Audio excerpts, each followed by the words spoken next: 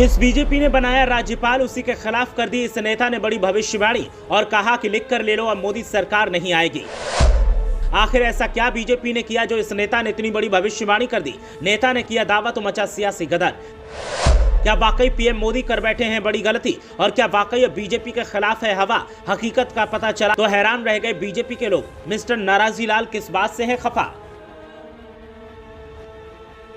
जम्मू कश्मीर के पूर्व राज्यपाल के दावे ने सियासी गदर मचा दिया है, सियासी हल्ला मचा हुआ है और सियासी बवाल सातवें आसमान पर है। जिस बीजेपी ने इन्हें राज्यपाल होने का तमगा दिया उसी के खिलाफ इतनी बड़ी बात कह देना चौंका देता है और साथ ही सवाल खड़े करता है कि अंदर की बात है तो इनसे बेहतर कौन जानता होगा। ये भविष्यवाणी किसी और ने नहीं बल्कि सत्यपाल मलिक ने की और दावा किया कि लिख कर ले लीजिए, अब मोदी सरकार नहीं आने वाली। सत्यपाल मलिक ने यह दावा राहुल गांधी के सामने किया है। इस बात से बीजेपी आलाकमान खासा खफा है और बीजेपी के नेता सत्यपाल मलिक को क्या क्या नहीं कह रहे हैं हम आपको बता नहीं सकते। 28 मिनट की इस बातचीत में राहुल गांधी ने सत्यपाल मलिक से पुलवामा, किसान आंदोलन, एमएसपी, जातिगत जनगणना, मणिपुर में हिंसा समेत तमाम मुद्दों पर बात की।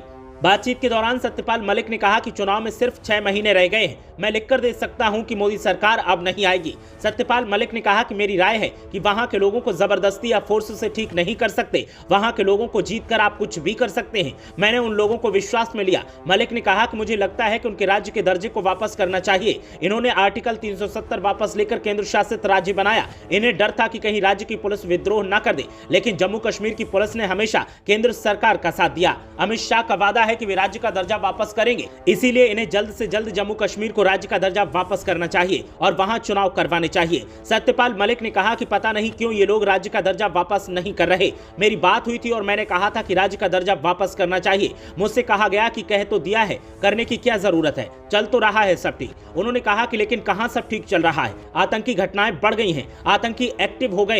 राजौरी में रोज कुछ न कुछ होता है। राहुल गांधी ने जब पुलवामा हमले को लेकर सवाल पूछा तो सत्यपाल मलिक ने कहा कि पुलवामा हमले को लेकर मैं ये तो नहीं कहूंगा कि इन्होंने कराया, लेकिन मैं ये जरूर कहूंगा कि इन्होंने इसे इग्नोर किया और उसका राजनीतिक इस्तेमाल किया। इनके बयान हैं कि जब वोट देने जाओ तो पुलवामा की शहादत याद रखना। इस दौरान राहुल गांधी ने बताया कि जब एयरपोर्ट पर शहीदों के पार्थिव शरीर लाए गए तो मुझे कमरे में बंद कर दिया गया था, मैं लड़कर वहां से निकला। सत्यपाल मलिक ने कहा कि पीएम को श्रीनगर जाना चाहिए था, राजनाथ सिंह वहां गए थे, मैं वहां था, हमने श्रद्धांजलि दी। उन्होंने कहा कि जिस दिन ये हुआ उस दिन PM Modi national Corbett park में शूटिंग कर रहे थे, तो मैंने इनसे बात करने की कोशिश की लेकिन बात नहीं हुई। 5-6 बजे उनका कॉल आया और कहा कि क्या हुआ।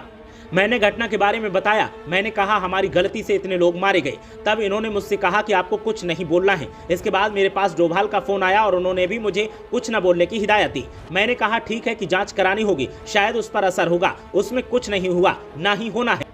सत्यपाल मलिक ने कहा कि सीआरपीएफ ने गृह मंत्रालय से 5 एयरक्राफ्ट मांगे थे। 4 महीने तक आवेदन गृह मंत्रालय के पास रहा, बाद में उन्होंने खारिज कर दिया। ये 4 महीने तक लटकाए रहे। अगर मेरे पास आती तो मैं कुछ करता। ये इनपुट था कि अटैक हो सकता है। जो गाड़ी टकराई थी वो विस्फोटक से भरी हुई 10 दिन से पूरे जम्मू कश्मीर में घूम रही थी। राहुल ने बातचीत में कहा कि मुझे लगता है कि भारत की राजनीति में 2 विचारधाराओं की लड़ाई है, एक गांधीवादी और दूसरी आरएसएस की। दोनों हिंदुत्व के विजन है, एक अहिंसा और भाईचारे की विचारधारा है, दूसरी नफरत और हिंसा की। इस बारे में आपका क्या कहना? इस सवाल के जवाब में सत्यपाल मलिक ने कहा कि मेरा ये सोचना है कि हिंदुस्तान देश के तौर पर तभी सरवाइव करेगा जब लिबरल हिंदुइज्म के नाम पर चलेगा। ये गांधी का विजन था। वे गांव-गांव गए थे, इस विजन पर पहुंचे थे। अगर इसी विचारधारा पर देश चलेगा तभी चल पाएगा, नहीं तो टुकड़े हो जाएंगे। हमें मिलजुल कर बिना लड़ाई झगड़े के रहना होगा। सत्यपाल मलिक ने कहा कि मेरी राय यह है कि अपने लोगों में गांधी और कांग्रेस का विजन प्रसारित हो, लोगों को पता चले कि हम उनसे कितना अलग हैं। भारत में कोई भी व्यक्ति राजनीति में एक्टिव है वो अपने तक एक्टिव है। वो देश के बारे में नहीं सोचता, देश के बारे में राय नहीं बनाता, उसको प्रसारित नहीं करता। सत्यपाल मलिक और राहुल गांधी की ये बातचीत जब से सामने आई है तब से हंगामा बरपा हुआ है। एक तरफ बीजेपी के लोग हैं तो दूसरी तरफ राहुल गांधी की लॉबी है और अब एक दूसरे का आरोप प्रत्यारोप का दौर चल रहा है। सत्यपाल मलिक के दावे कितने सच हैं ये तो वही जाने, लेकिन इतना जरूर है कि अब एक नई बहस ने जन्म ले लिया है और इस बहस की जद में बीजेपी भी आ रही है और विरोधी भी आ रहे हैं और दोनों को चिंता सिर्फ और सिर्फ अगले चुनाव को संभालने की है। ब्यूरो रिपोर्ट, मीडिया हलचल।